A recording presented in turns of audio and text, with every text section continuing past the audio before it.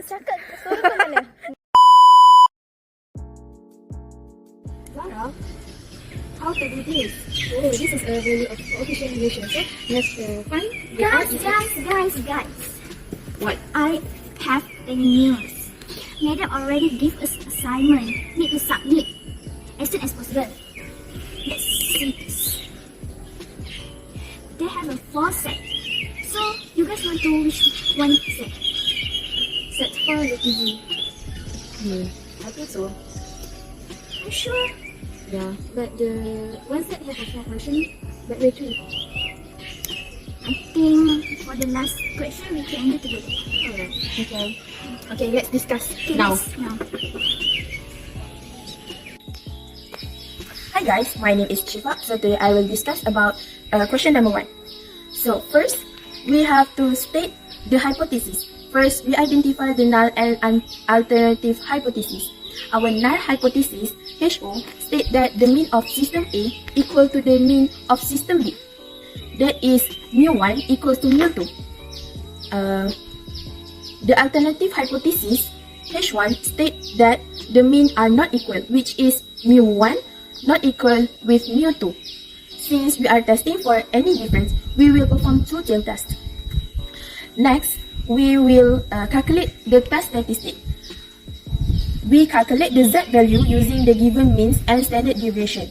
They give us the Z value is negative 1.55. Next, we will determine the critical value. Now, we find the critical value at 0.05 significant level for 2 tail test. So, we divide 0.05 with 2, which gives 0.025 in each tail. Looking up to the Z table, the critical value is plus minus 1.96. Next, we have to make decision. Since our calculate Z value of negative 1.55 falls between negative 1.96 and positive 1.96, it is in the non-critical region. Therefore, we fail to reject the null hypothesis. Step 5, we have to state the conclusion.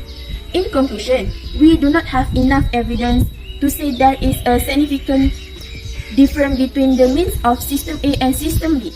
We accept that mu1 equals to mu2 at the 0.05 significant level. That's all from me.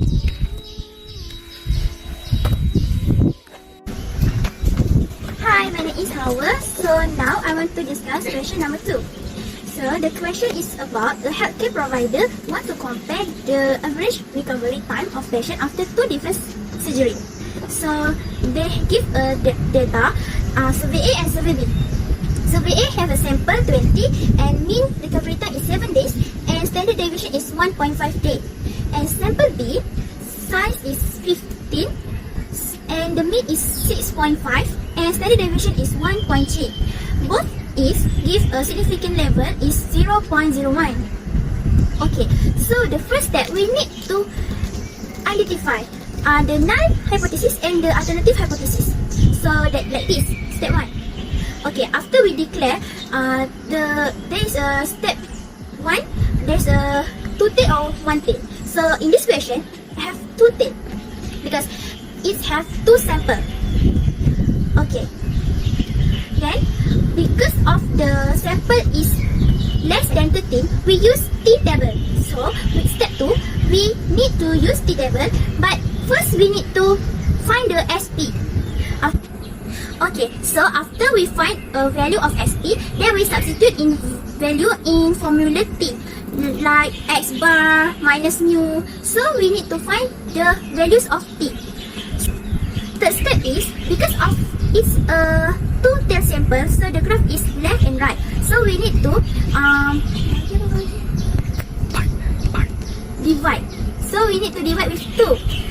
Then after we divide with significant level, we divide with 2, we got 0.005. Then after that, because this is T table, we need to do the F minus 1. Then we got the answer. Okay, after we got the values, so we find in the T table, so we find find the numbers, and because of the two tail, we need to plus minus. So in the graph, we need to left and right is a same value, but left is negative, right is positive. And at the step number 4, we need to define the t that we find just now is false in critical region or non-critical region. In this case, t values is false in non-critical region, so we accept hash null at significant 0.001. So final step is we conclude the question.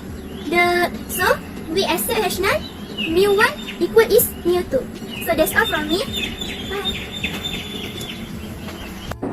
Hi guys, my name is ZAHRAH. Let's move to question 3. So what if you get a question like this? Allow me to educate you. Firstly, we have to find what test is this question? Either Z-test or P-test. So this question is Z-test. This question want to compare the mean of CA of two departments, art department and science department. So after finding the important question from these two departments, let's calculate the answer.